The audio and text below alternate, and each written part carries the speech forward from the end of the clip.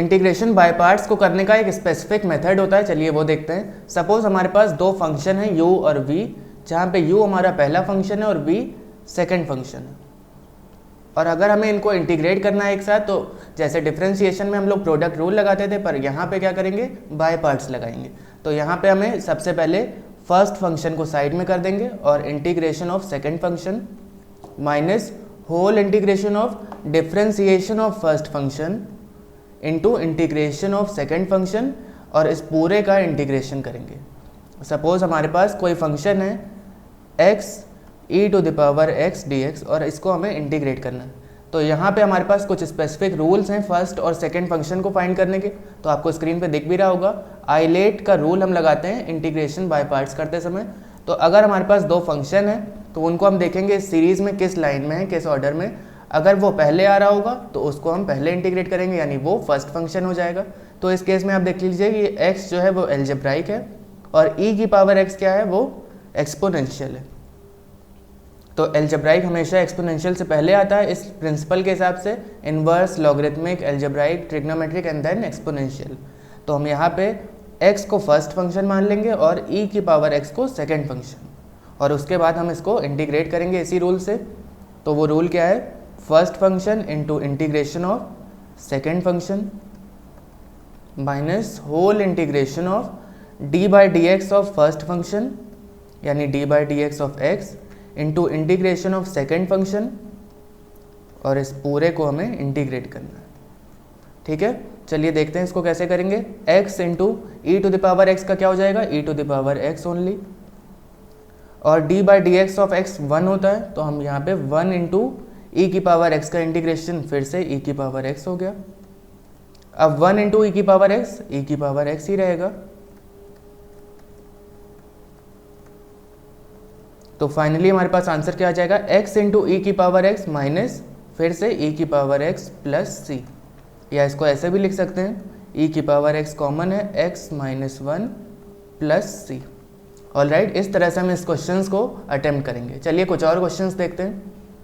तो चलिए अब देखते हैं नेक्स्ट टाइप का question, integration of log x dx, और इसको हमें किससे करना है, बाय पार्ट से। तो किस तरह से इसको करेंगे, यहाँ पे दो फंक्शन गिवन नहीं है, तो हम यहाँ पे सिंपली क्या करेंगे, इसको 1 से मल्टीप्लाई कर देंगे। ठीक है, अब ये दो फंक्शन हो गए, तो आइलेट में कौन कौन से यहाँ पे यूज़ हो रहे हैं, l यानी कि लॉगरिथमिक यूज़ हो रहा है, और 1 कौन सा हो जाएगा यहाँ पे, एल्जेब्राइक।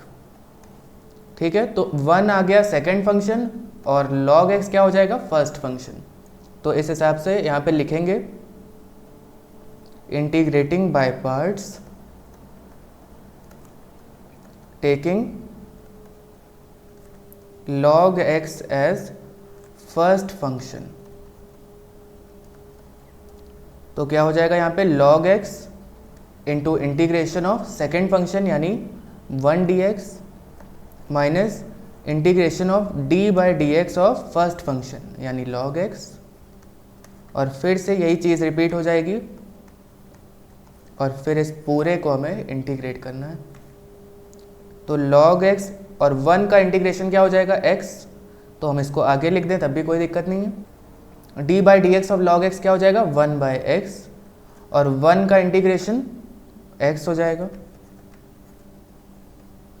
अब देखिए यहाँ से x और x कैंसिल हो रहे हैं, तो x log x minus integration of 1 dx, या फिर x log x minus x plus c, ये इसका आंसर हो जाएगा। आप चाहें तो x कॉमन ले लीजिए, तो log x minus 1 plus c।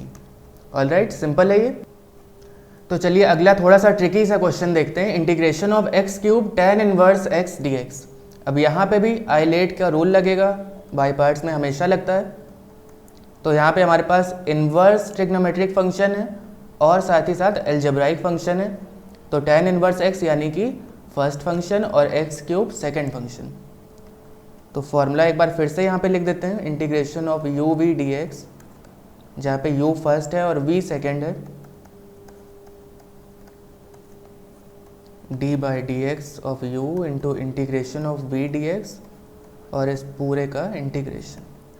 चलिए अब देखते हैं यहाँ पे, इसको लिख के पहले tan inverse x into x³ dx जहाँ पे tan इनवर्स x फर्स्ट है और x क्यूब सेकेंड हो जाएगा। तो अब इसको इंटीग्रेट करेंगे हम लोग, तो हो जाएगा tan inverse x into integration of x cube D X minus whole integration of d by D X of first function यानी tan inverse x into integration of x cube D X. ठीक है, तो अब यहाँ पे देखिए tan inverse x ये हो गया और x क्यूब का क्या हो जाएगा x to the power 4/4 minus tan inverse x का डिफरेंशिएशन क्या होता है 1/1 प्लस एक्स स्क्वायर इंटू यहाँ पे फिर से x to the power 4/4 dx। अब इस पूरे की जगह हमने यहाँ पे डायरेक्टली लिख दिया x to the power 4/4।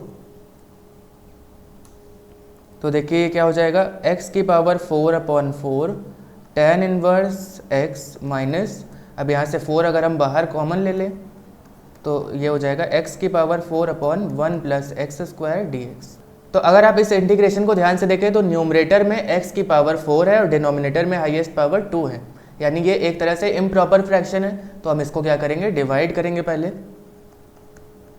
Divisor है 1 प्लस एक्स स्क्वायर और dividend x to the power 4। तो अगर इसको हम एक्स स्क्वायर से मल्टीप्लाई करें तो क्या हो जाएगा x square into x square x की पावर 4 प्लस एक्स स्क्वायर, ये हो जाएगा माइनस एक्स स्क्वायर। अगर हमें यहाँ पे माइनस एक्स स्क्वायर लाना है तो हमें -1 से मल्टीप्लाई करना चाहिए, तो ये हो जाएगा minus X square -1, sign change हो जाएंगे, ये कैंसिल हुआ और रिमाइंडर बचा 1। तो अगर हम इसको मिक्स्ड फ्रैक्शन के फॉर्म में लिखें क्या हो जाएगा quotient into remainder upon divisor.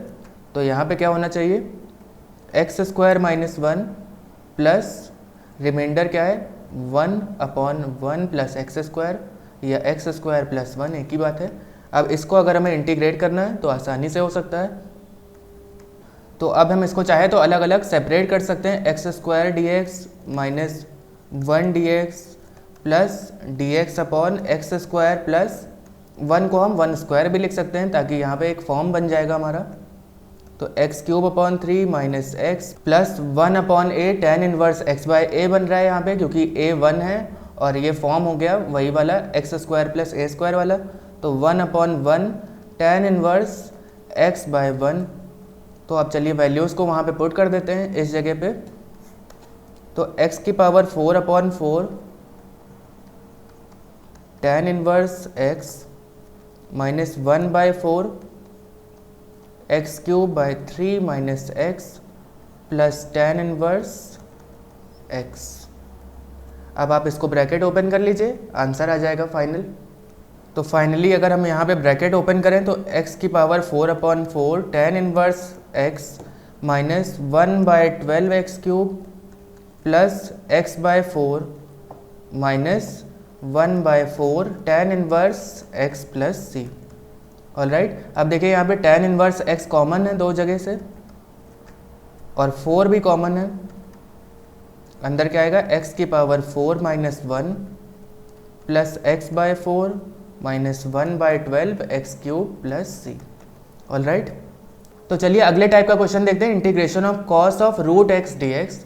और यहाँ पे भी केवल एक ही फंक्शन गिवन है, ट्रिग्नोमेट्रिक फंक्शन है ये। तो यहाँ पे सबसे पहले तो हम थोड़ा सब्स्टिट्यूशन कर लेते हैं। तो यहाँ पे रूट x को अगर हम t मान रहे हैं तो x क्या हो जाएगा t square, squaring both side करने से। अब डिफ्रेंशिएट करें अगर both side with respect to x तो x का क्या हो जाएगा 1 और t स्क्वायर हो जाएगा 2t dt अपॉन dx, यानी dx क्या हो गया 2t dt। चलिए वैल्यू सब्स्टिट्यूट कर देते हैं, cos t और dx की जगह 2t dt। तो यहाँ से 2 को अगर हमने कॉमन लिया बाहर क्योंकि कांस्टेंट टर्म है तो ये हो जाएगा t into cos t d T. अब t का मतलब एल्जेब्राइक और cos t का मतलब ट्रिग्नोमेट्रिक। तो आइलेट में कौन सा पहले आएगा और कौन सा बाद में, एल्जेब्राइक पहले और ट्रिग्नोमेट्रिक बाद में, यानी ये फर्स्ट फंक्शन हो गया और ये दूसरा वाला second function. Integrating by parts taking t as first function, तो ये क्या हो जाएगा t integration of cos t d t minus d by d t of t, क्योंकि पहला फंक्शन वही है, into integration of cos t d t, और फाइनली इस पूरे को इंटीग्रेट करना है। तो ये हो जाएगा t इंटू कॉस टी का integration sine t minus d by d t of t, मतलब 1 इंटू साइन टी। तो t into sine t minus integration of sine t क्या हो जाएगा, माइनस का कॉस टी प्लस सी, यानी t sine T plus cos T plus C. अब यहाँ पे आप देखिए एक 2 भी बचा हुआ था बाहर, तो इस पूरे 2 को अलग से लिख देंगे।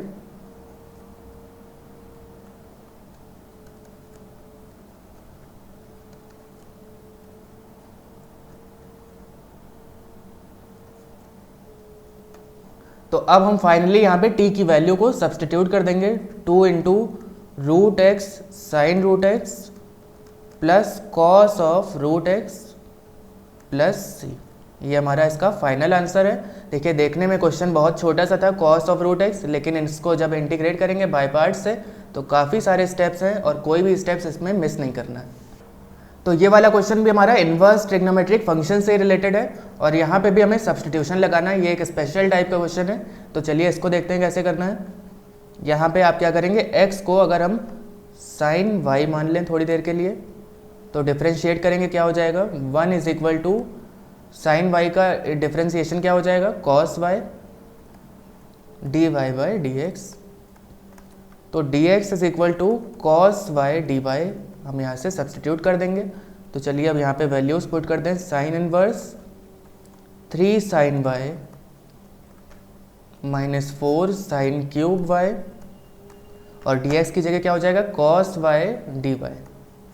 ऑलराइट, अब देखिए यहाँ पे साइन इनवर्स, ये जो अंदर वाला फॉर्मेट है वो साइन 3y का फॉर्मूला होता है। तो sine inverse sine of 3y into cos y dy हो जाएगा ये। अब देखिए साइन इनवर्स और साइन यहाँ से इग्नोर हो जाएगा, तो केवल बचेगा हमारे पास 3y कॉस y dy, और 3 को भी अगर हम बाहर निकाल दें, कांस्टेंट है, तो क्या हो जाएगा, y into cos y dy। तो चलिए अब इसको करते हैं अटेम्प्ट।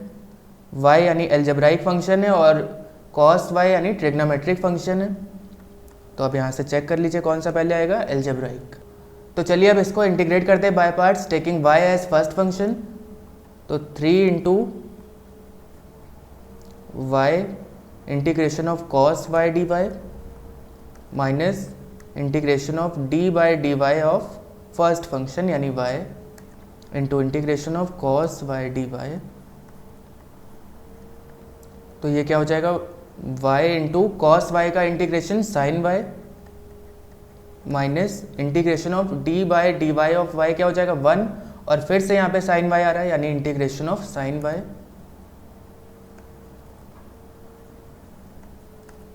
तो ये हो जाएगा 3y sine y minus sine y का इंटीग्रेशन क्या हो जाएगा, कॉस ऑफ y माइनस का कॉस y, तो ये माइनस और माइनस प्लस हो जाएगा,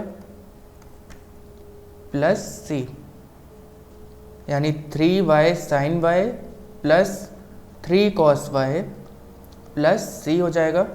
और यहाँ पे देखिए फिर से हम वैल्यू सब्सटीट्यूट कर देंगे, क्योंकि हमने x को साइन y माना था, तो y क्या हो जाएगा, sign inverse x।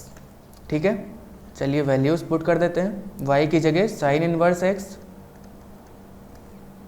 Sine of sine inverse x plus 3 cos sine inverse x plus c। अब देखिए यहाँ पे ये हो जाएगा साइन इनवर्स x, और यहाँ पे देखिए तो sine of sine inverse x, केवल x बचेगा, तो x को आगे लिख देते हैं और साइन इनवर्स x बाद में, plus 3 cos of sine inverse x plus c, और ये हमारा इसका फाइनल आंसर हो जाएगा।